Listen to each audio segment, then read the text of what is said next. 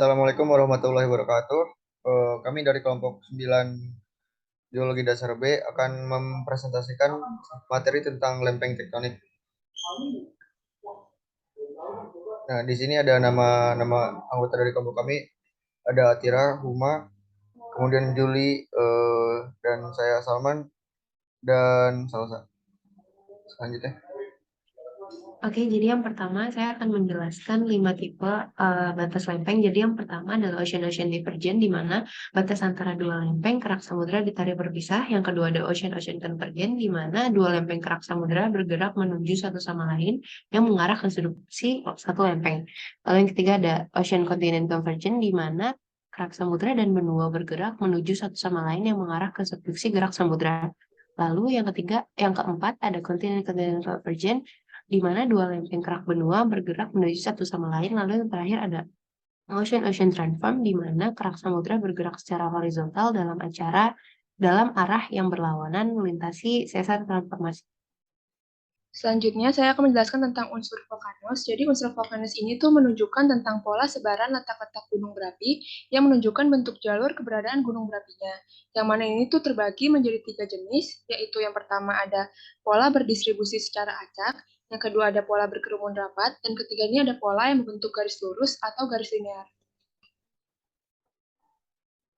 Lalu selanjutnya itu ada earthquakes. Earthquakes atau gempa bumi adalah getaran bumi yang dihasilkan oleh pelepasan energi yang cepat dari batuan yang pecah karena telah mengalami tekanan di luar batasnya. Energi ini berbentuk gelombang memancar ke segala arah dari sumber gempa yang disebut fokus. Pergerakan yang menghasilkan gempa paling banyak terjadi di sepanjang rekahan besar yang disebut sesar, yang berasosiasi dengan batas lempeng. Warna yang mengindikasikan kedalaman pada peta yaitu ada merah sekitar 0 sampai 33 km, orange 33 sampai 70 km, hijau 70 sampai 300 km, dan juga biru 300 sampai 700 km. Kemudian ada peta topografi. Peta topografi ini adalah salah satu jenis peta yang menggambarkan topografi atau bentuk vertikal seperti perbukitan, pegunungan, lereng, dan sebagainya dari suatu wilayah yang dipetakan dengan gambaran garis-garis kontur.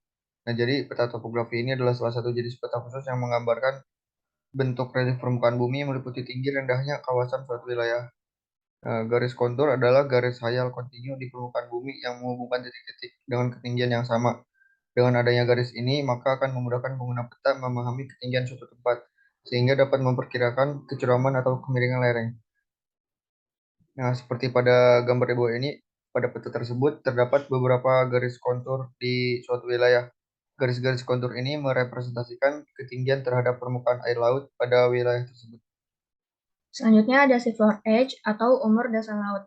Dalam melihat peta ini kita harus hati-hati karena di situ kita akan melihat ada area yang tidak ada warnanya. Itu berarti dia merupakan daratan. Usia dasar laut mungkin bisa sama di mana-mana di sepanjang batas, atau bisa sebaliknya juga, berubah dalam pola yang konsisten. Dalam hal ini tidak ada pola yang jelas dan ini bisa menunjukkan tidak ada hubungan antara usia dasar laut dan batasnya. Di mana lempeng bergerak terpisah atau namanya batas divergen, bahan kerak baru terbentuk dari magma cair dari bawah permukaan bumi.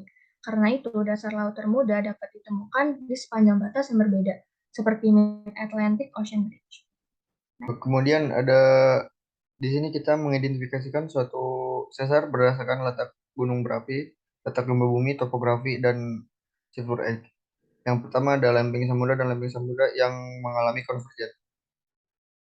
Letak letak gunung berapinya itu linear, letak gempa buminya itu dalam kedalaman 0 sampai 700 km, topografinya itu dari minus 9.500 sampai minus 6.500 meter, dan silver egg-nya itu 33,1 sampai 83,5 juta tahun.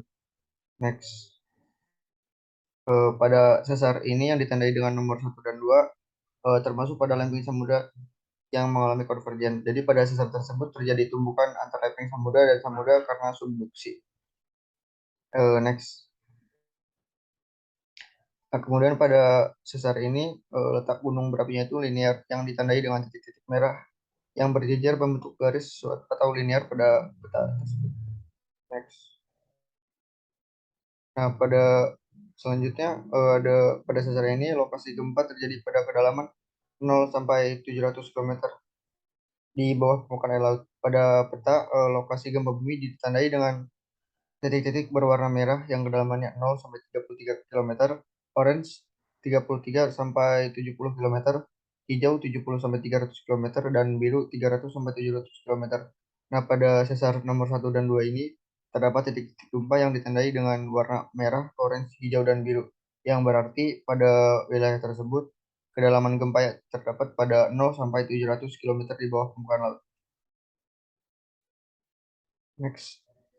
Nah, kemudian topografi pada sesar 1 dan 2 ini pada wilayah ini berwarna ungu, yang berarti sesar ini mengalami kedalaman minus 9.500 sampai minus 6.500 mdpl, sesuai dengan keterangan pada peta ini.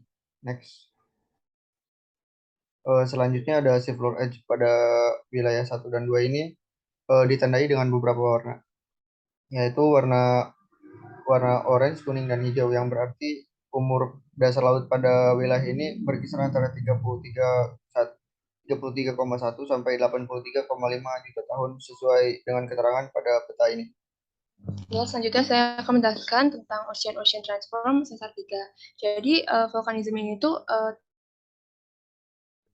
randomly distributed atau berdistribusi secara teracak.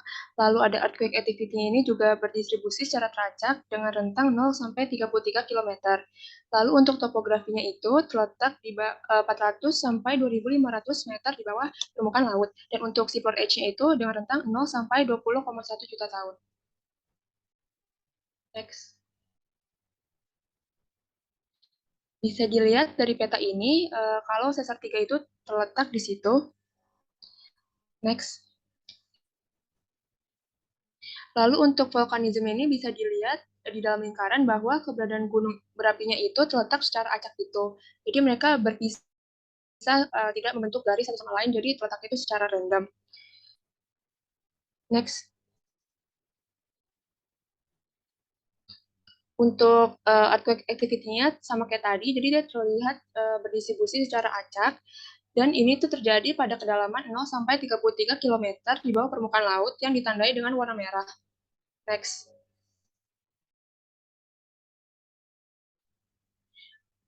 Untuk topografinya pada sesar 3 ini terlihat pada lingkaran berwarna hitam.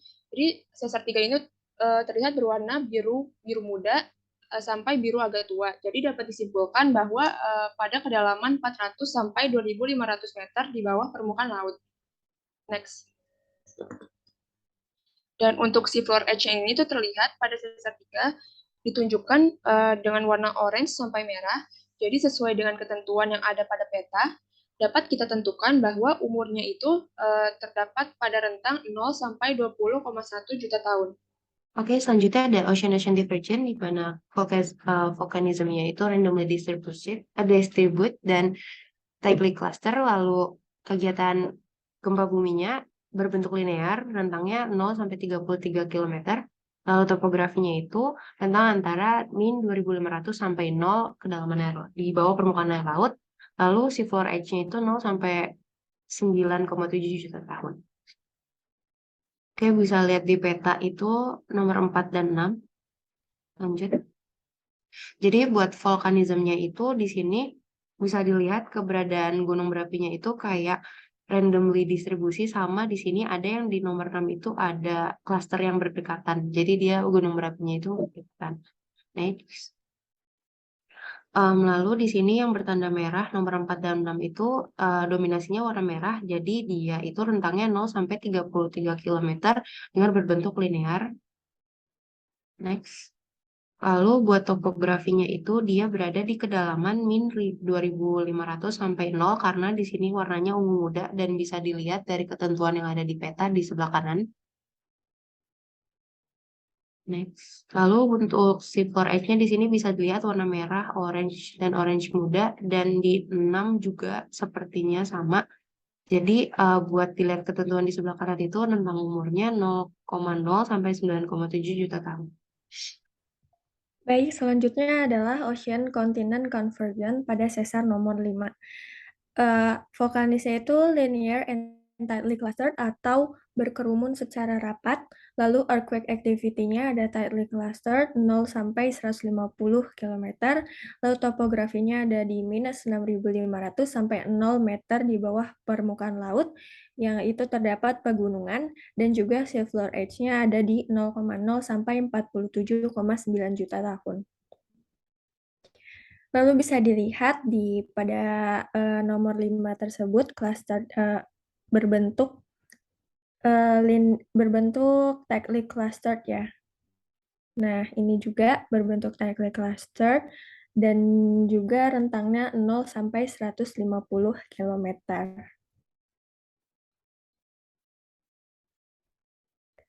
Ini yang disebut tadi 0 sampai 150 km berbentuk tightly clustered juga karena di sini jika di zoom ada warna merah yang pekat dan juga warna merah agak kehijauan, namun bukan hijau muda atau hijau yang benar-benar hijau.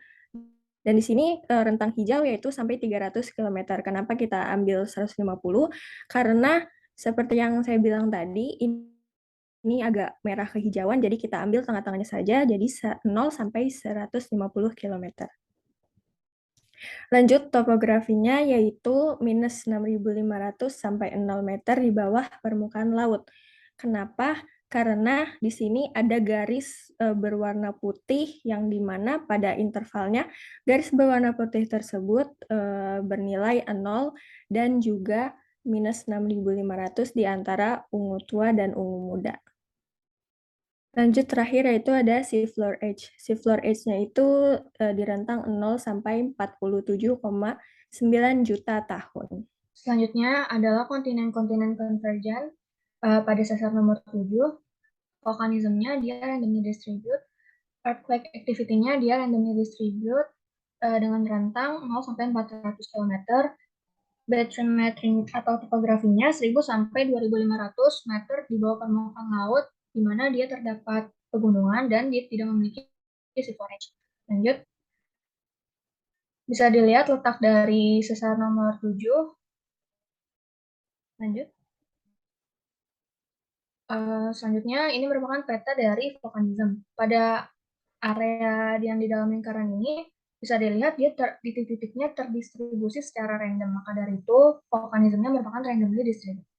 Lanjut. Selanjutnya adalah earthquake activity.